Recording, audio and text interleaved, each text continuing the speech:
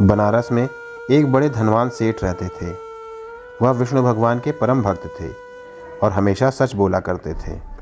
एक बार जब भगवान सेठ जी की प्रशंसा कर रहे थे, तभी माँ लक्ष्मी ने कहा, स्वामी, आप इस सेठ की इतनी प्रशंसा किया करते हैं, क्यों ना आज इसकी परीक्षा ली जाए और जाना जाए क्या यह सचमुच इसके लायक है या नहीं। भगवान बोले, ठीक है, अभी सेठ गहरी निद्रा में है, आप उसके सपने में जाएं और उसकी परीक्षा लें। अगले ही क्षण सेठ जी को एक सपना आया। सपने में धन की देवी लक्ष्मी उनके सामने आई और बोली, हे मनुष्य, मैं धन की दात्री लक्ष्मी हूँ। सेठ जी को अपनी आंखों पर यकीन नहीं हुआ और वह बोले, हे माता, आपने साक्षात अपने दर्शन देकर मेरा जीवन धन्य कर दिया है। बताइए, मैं आपकी क्या सेवा कर सकता हूँ। कुछ नहीं, मैं तो बस इतना बताने आई हूँ कि मेरा स्वभाव चंचल है और वर्षों से तुम्हारे भवन में निवास करते करते मैं ऊब चुकी हूँ और यहाँ से जा रही हूँ। सेठ जी बोले, मेरा आपसे निवेदन है कि आप यहीं रहें, किंतु अगर आपको यहाँ अच्छा नहीं लग रहा है तो मैं भला आपको कैसे रोक सकता हूँ। आप अपनी इच्छा अनुसार जहाँ चाहें जा सकती हैं। और माँ लक्ष्मी उसके घर से चली गईं। थोड़ी देर बाद फिर रूप बदलकर पुनः सेठ के सपने में यश के रूप में आईं और बोली, सेठ, मुझे पहचान रहे हो। सेठ ने बोला, नहीं महोदय, मैं आपको नहीं पहचानता। मैं यश हूँ, मैं तेरी कीर्ति और प्रसिद्धि का कारण हूँ। लेकिन अब मैं तुम्हारे साथ नहीं रहना चाहता, क्योंकि महालक्ष्मी यहाँ से चली गई हैं। अतः मेरा भी यहाँ कोई काम नहीं है। सेठ, ठीक है, यदि आप भी जाना चाहते हैं तो यही सही। सेठ जी अभी सपने में ही थे और उन्होंने देखा कि वह दरिद्र हो गए हैं और धीरे धीरे उनके सारे रिश्तेदार और मित्र भी उनसे दूर हो गए हैं। यहाँ तक कि जो लोग उनका गुणगान किया करते थे, वह भी अब बुराई करने लगे हैं। कुछ और समय बीतने पर माँ लक्ष्मी धर्म का रूप धारण कर पुनः सेठ के सपने में आईं और बोली, मैं धर्म हूँ। माँ लक्ष्मी और यश के जाने के बाद मैं भी इस दरिद्रता में तुम्हारा साथ नहीं दे सकता। मैं जा रहा हूँ। जैसी आपकी इच्छा, सेठ ने उत्तर दिया और धर्म भी वहाँ से चला गया।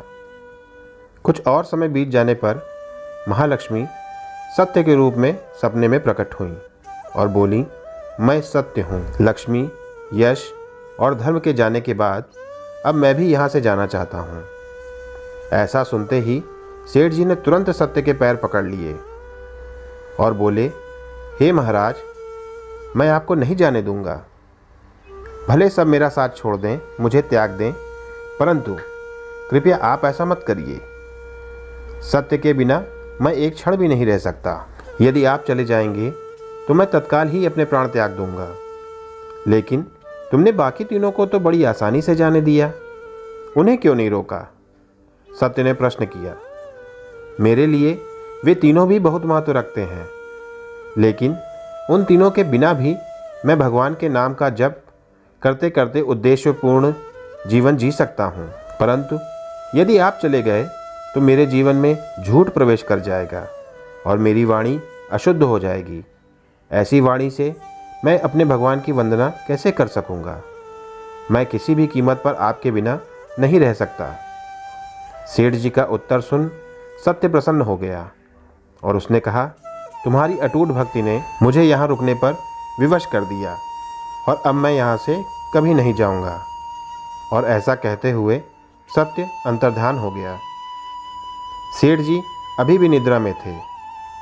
थोड़ी देर बाद स्वप्न में धर्म वापस आया और बोला, मैं अब तुम्हारे पास ही रहूँगा, क्योंकि यहाँ सत्य का निवास है।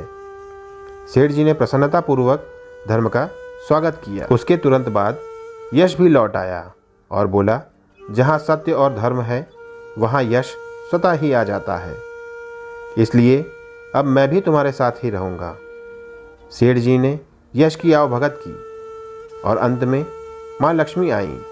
उन्हें देखते ही सेठ जी नतमस्तक होकर बोले, हे देवी, क्या आप भी पुनः मुझ पर कृपा करेंगी? अवश्य। जहाँ सत्य, धर्म और यश हो वहाँ मेरा वास निश्चित है, माँ लक्ष्मी ने उत्तर दिया। यह सुनते ही सेठ जी की नींद खुल गई। उन्हें यह सब स्वप्न लगा, पर वास्तविकता में वह एक कड़ी परीक्षा से उत्तीर्ण होकर निकले थे। मित्रों, हमें भी हमेशा याद रखना चाहिए कि जहाँ सत्य का निवास होता है वहाँ यश, धर्म और लक्ष्मी का वास स्वतः ही हो जाता है। सत्य है तो सिद्धि, प्रसिद्धि, समृद्धि सब है। तो दोस्तों, आज की कहानी यहीं पर ख़त्म होती है। आपको यह कहानी कैसी लगी कमेंट सेक्शन में कमेंट करके अपने विचार ज़रूर दें।